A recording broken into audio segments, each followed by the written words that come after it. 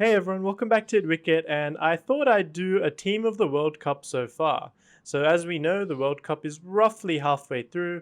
All the teams would have played 3 games by now had it not been for the weather, so that will tip the teams a little bit, but just a couple of rules. I am putting more impetus on Super 12 stats over qualifier stats. I am batting basically everyone in their position, like openers will only be able to open. The bowlers I just went with the top 4 bowlers. But yeah, if I start at the top, I have Quinton de Kock, 111 runs, averaging 56, at a very impressive strike rate of 188. He's been brilliant up the top for South Africa. Of course, he failed that 1 game, but the other 2 games, he's been a standout for them. That game against Zimbabwe, had it not been for the rain, he nearly tracked down that 80 odd total in 3 overs, and that would have been a remarkable result. It was crazy how well he was hitting the ball on that day. At number 2, I have Devon Conway. Obviously, he did not get any runs in that second game, but that first game, that knock that he played against the Australians, was a really impressive knock against a strong Australian side in their own home conditions. And what a way to start the tournament for New Zealand. He was a huge factor in that. At number 3, I don't think we can go past him. Obviously, Virat Kohli, 156 runs, averaging 156, strike rate of 144. But yeah, brilliant knocks from him.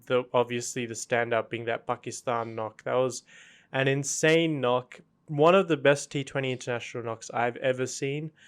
At number 4, I have his partner in crime, Surya Kumar Yadav, probably the most informed batsman in the world right now. He's got 134 runs, averaging 67, strike rate of 178. Yesterday's game against South Africa on a very difficult deck to bat on, he made it look easy, scoring a brisk 68 against a very talented South African bowling lineup. So he easily makes my team at number 4. At number 5, I have one of the century makers, Glenn Phillips, 116 runs at 58, strike rate of 156. A really impressive knock when his team needed it. Yeah, obviously New Zealand have only played 2 games, so you can't really look at too many innings from him, but that innings was extremely impressive from him. At number 6, I have an all-rounder. I think probably definitely actually the best all-rounder in this World Cup so far, and that is Sikandar Raza. 145 runs, averaging 24, strike rate of 145, and he's taken 9 wickets, averaging 14, at an economy of only 6.6. Now, for a spinner in Australia, that is outstanding numbers. You'll take that any day of the week. As you can see with previous games, spinners have been murdered in a lot of those games. So Sikandar Raza has done really well, and he can hit a couple of sixes if needed for me, batting in that important number 6 position. At number 7, I have another spinner. I'm going with Shadab Khan. 6 wickets, averaging 11, economy of only 5.5.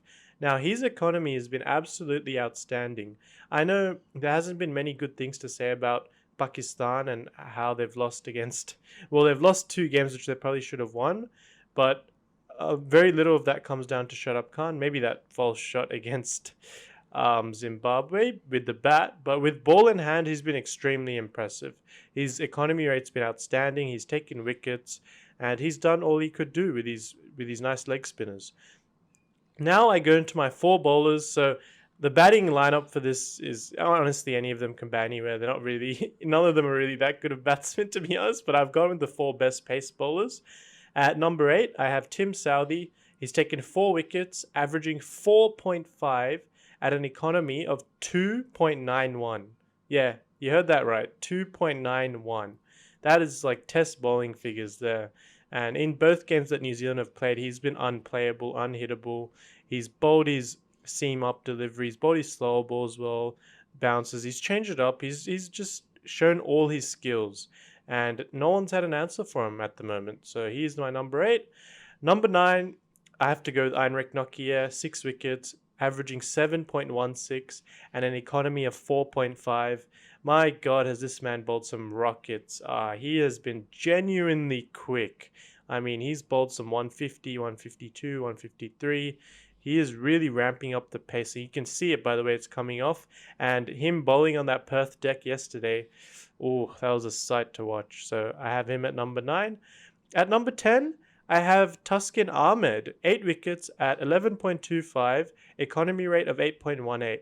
A bit of a higher economy rate, but in this side with so many bowlers with low economy rates, that's alright. He can be my strike weapon. And in the two games that Bangladesh has won, he's been absolutely pivotal to their victories. And as you know, I am sort of a Tuscan Ahmed simp. I do love him as a player, and I've loved what he's done with himself over the last couple of years to really improve, and he's reaping the rewards. So he's my number 10. And at number 11, I have Arshdeep Singh.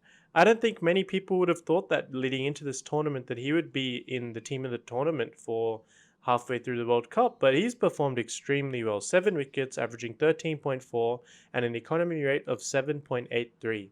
He's been swinging the ball around corners in all the games that he's played, and he brings that nice left arm angle, which none of my other bowlers have in this side. So he rounds out my side, and I think it's a pretty even side. 4 seamers, 2 spinners, and a pretty solid top order. I guess just a couple of honourable mentions. Trent Bolt is a big one. It could have been a real toss-up. I honestly could have gone with him instead of Arshdeep, but I went with Arshdeep because he's got a couple more wickets. But honestly, Trent Bolt could have definitely got in there. Lungi and Giri, another one who definitely could have gotten the side. He performed extremely well in yesterday's game. And another one is Sam Curran, who was brilliant in that 5-4, brilliant in the other game. He did have one off game, and that probably led him to not be in my side. But yeah, he was also extremely close to being in there. So this is my team of the World Cup so far. Let me know in the comments below what your team would be like. Is it similar to mine? Who would you switch out from my side? Who would you put in? And who, in your opinion, has been the best performers in this World Cup? And until next time, I'll see you guys later.